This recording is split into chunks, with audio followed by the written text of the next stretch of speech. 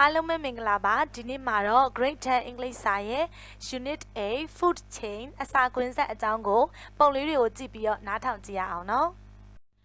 All living things need food သက်ရှိတွေအားလုံးကအစာကိုလိုအပ်ပါတယ် Plants are living things so they need food အပင်တွေကလည်းသက်ရှိတွေဖြစ်တယ်ဒါကြောင့်သူတို့ကအစာကိုလိုအပ်ပါတယ် The question is where do plants get their food from မေးစရာရှိတာကတော့အပင်တွေကသူတို့ရဲ့အစာကိုဘယ်ကနေရရှိကြသလဲ Well, plants make their own food by using carbon dioxide from the air and water from the soil in the presence of sunlight as they possess green pigments. ကောင်းပြီ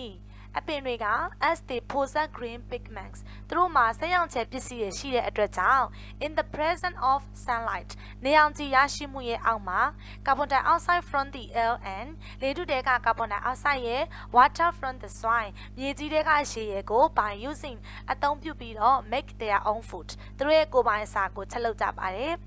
ကောင်းပြီအပင်တွေကဆေးရောင်ခြည်ပစ္စည်းတွေရှိတဲ့အတွက်ကြောင့်နေအောင်ကြည်ရရှိမှုရဲ့အောက်မှာလေထဲကကာဗွန်ဒိုင်အောက်ဆိုက်ရဲ့မြေကြီးထဲကရေရည်ကိုအသုံးပြုပြီးတော့ကိုယ်ပိုင်အစာချက်လုပ်ကြပါတယ် Animals on the other hand cannot make their own food so they must eat plants or other living things တနည်းအားဖြင့်တိရစ္ဆာန်တွေကသူတို့ရဲ့ကိုယ်ပိုင်အစာကိုမချက်လုပ်နိုင်ဘူးဒါကြောင့်သူတို့တွေကအပင်တွေသို့မဟုတ်တခြားသက်ရှိတွေကိုစားရပါတယ် For example, grass grows in a field and we all know that rabbits eat grass and hogs eat rabbits. ဥပမာအနေနဲ့မြက်တွေကလယ်ကွင်းထဲမှာပေါက်ကြတယ်ပြီးတော့ရုံတွေကမြက်တွေကိုစားတယ်တိတ်ငှက်တွေကရုံတွေကိုစားတယ်ဆိုတာကိုကျွန်ုပ်တို့အားလုံးသိထားကြပါတယ် Now, we may rewrite that sentence in the passive voice and we will get grass is eaten by rabbits, rabbits are eaten by hogs. အခုအဲ့ဒီစာကြောင်းကို passive voice လေးနဲ့ပြန်ရေးကြည့်မယ်ဆိုရင်တော့မြက်တွေကယုံတွေရဲ့စားခြင်းကိုခံရတယ်။ယုံတွေကတိတ်ငှက်တွေရဲ့စားခြင်းကိုခံရတယ်ဆိုတဲ့စာကြောင်းလေးကိုရရှိလာမှာဖြစ်ပါတယ်။ Now, instead of writing a full sentence, let us use an arrow to show what is eaten by what. အခုစာကြောင်းအပြည့်စုံရေးရမယ့်အစားဘာကိုဘာကစားတယ်ဆိုတာကိုပြဖို့အတွက်မြားလေးတစ်ခုကိုအသုံးပြုကြည့်ကြစို့ Then we get a simple diagram of a simple food chain like this အဲ့ဒီနောက်မှာတော့ရိုးရှင်းတဲ့အစာကွင်းဆက်ရဲ့ရိုးရှင်းတဲ့ diagram လေးကိုအခုလိုမျိုးရရှိလာမှာပဲဖြစ်ပါတယ် Grass, rabbit, hog မြက်ကိုယုံကစားတယ်ယုံကိုတိတ်ငှက်ကစားတယ် Now, instead of writing grass is eaten by cows and cows are eaten by tigers, we may use a simple diagram like this, grass, cow, tiger. အခုမြက်တွေကနွားတွေရဲ့စားခြင်းကိုခံရပြီးတော့နွားတွေကကြားတွေရဲ့စားခြင်းကိုခံရတယ်လို့ရေးရမယ့်အစား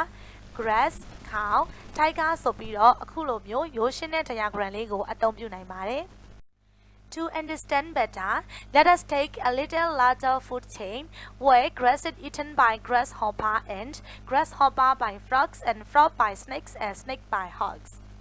ပို့ပြီးတော့ကောင်းနားလည်သွားအောင်လို့နည်းနည်းပို့ကြည့်တဲ့အစာကွင်းဆက်ကလေးကိုကြည့်ကြည့်ရအောင်အဲ့ဒီအစာကွင်းဆက်ထဲမှာဆိုရင်တော့မြက်တွေကနှံကောင်တွေရဲ့စားခြင်းကိုခံရတယ်နှံကောင်တွေကိုဖားတွေရစားတယ်ဖားတွေကိုမွေးတွေရစားပြီးတော့မွေးတွေကိုတိတ်ငှက်ကစားတယ် A simple diagram for that will be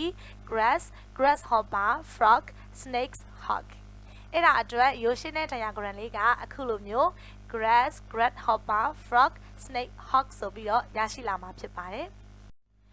But when the hogs die one day, their bodies fall to earth and they are eaten by ants and bacteria.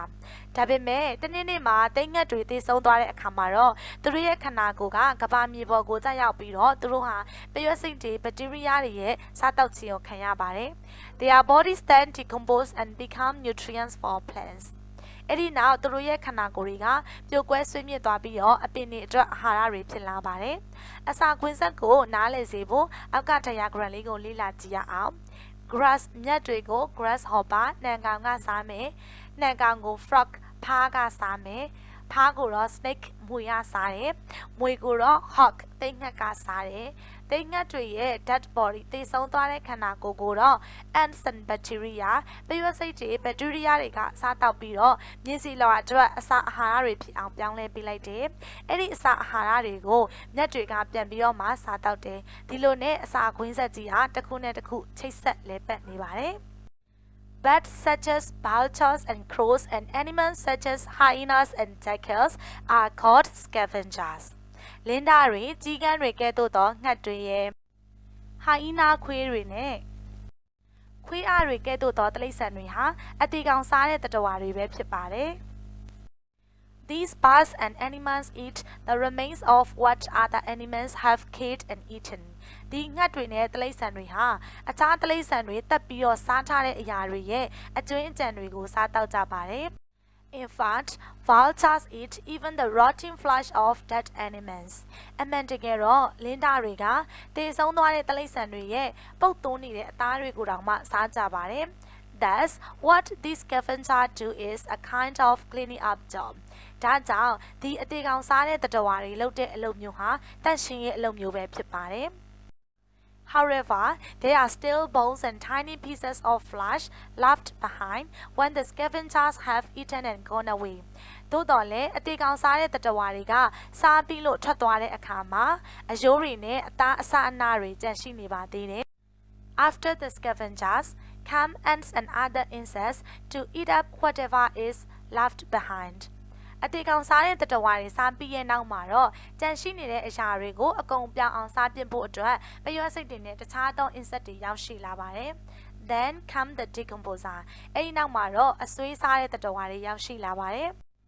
These are bacteria and fungi. ဒီအရာတွေကတော့ bacteria တွေနဲ့မှိုတွေပဲဖြစ်ပါတယ်။ And they change all rotting flesh and bones into nutrients. ပြီးတော့သူတို့တွေကပုတ်သိုးတွေရဲ့အသားတွေနဲ့အယိုးတွေအားလုံးကိုအာဟာရဓာတ်တွေဖြစ်အောင်ပြောင်းလဲပေးလိုက်ပါတယ်။ We can therefore say that decomposers do the final cleaning up work. ဒါကြောင့်မို့လို့အဆွေးစားတဲ့သတ္တဝါတွေကနောက်ဆုံးတန့်ရှင်းရေးအလုပ်မျိုးကိုလုပ်တယ်လို့ကျွန်တော်တို့ပြောနိုင်ပါတယ်။ For this reason, they are sometimes called garbage collector.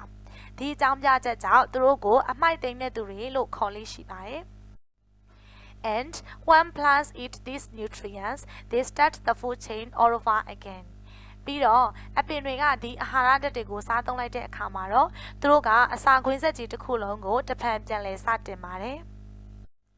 Moreover, some food chains are connected with many other food chains. ဒါအပြင်တချို့သောအစာခွင်းဆက်တွေကတခြားအစာခွင်းဆက်များစွာနဲ့ချိတ်ဆက်နေပါတယ်။ This connection of food chains is called a food web. ဒီလိုအစာခွင်းဆက်တွေရဲ့ချိတ်ဆက်မှုကိုတော့အစာကွန်ရက်လို့ခေါ်ပါတယ်။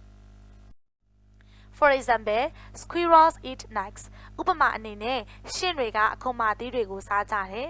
။ Then, these squirrels become food for hawks, ants, or foxes. အဲ့ဒီနောက်ဒီရှင့်နေရာဆိုရင်သိငှက်တွေဇီးကွက်တွေသို့မဟုတ်မြေခွေးတွေအတွက်အစာဖြစ်လာပါတယ်။ And when hawks, ants, and foxes die, their dead bodies become food for scavengers. အဲ့ဒီနောက်သိငှက်တွေဇီးကွက်တွေနဲ့မြေခွေးတွေသေဆုံးတဲ့အခါမှာတော့သူတို့ရဲ့သေဆုံးသွားတဲ့ခန္ဓာကိုယ်တွေကအတေကောင်စားတဲ့သတ္တဝါတွေအတွက်အစားအစာဖြစ်လာပါတယ်။ What the scavenger leave behind becomes food for decomposer. အတေကောင်စားတဲ့သတ္တဝါတွေကျန်ရစ်ခဲ့တဲ့အရာတွေကအဆွေးစားတဲ့ကောင်တွေအတွက်အစားအစာဖြစ်လာပါတယ်။ These decomposers change everything into nutrients. ဒီအဆွေးစားတဲ့သတ္တဝါတွေကအရာရာတိုင်းကိုအစာအာဟာရဖြစ်အောင်ပြောင်းလဲပေးပါတယ်။ Then nutrients become food for plants and the food chain starts again. အဲ့ဒီနောက်အာဟာရဓာတ်တွေကအပင်တွေအတွက်အစားအစာဖြစ်လာပြီးတော့အစာခွင်းဆက်ကြီးကိုတစ်ဖန်ပြန်လည်စတင်ပါတယ်။ The food web above is just a sample that shows only a few of the food chains that may exist in one small area. အထက်မှာပေါ်ပြထားတဲ့အစာကွန်ရက်ဟာတင်းငယ်တဲ့ area တစ်ခုအတွင်းမှာတည်ရှိတဲ့အစာကွင်းဆက်အနည်းငယ်ကိုသာပြထားတဲ့နမူနာတစ်ခုမျှသာဖြစ်ပါတယ်။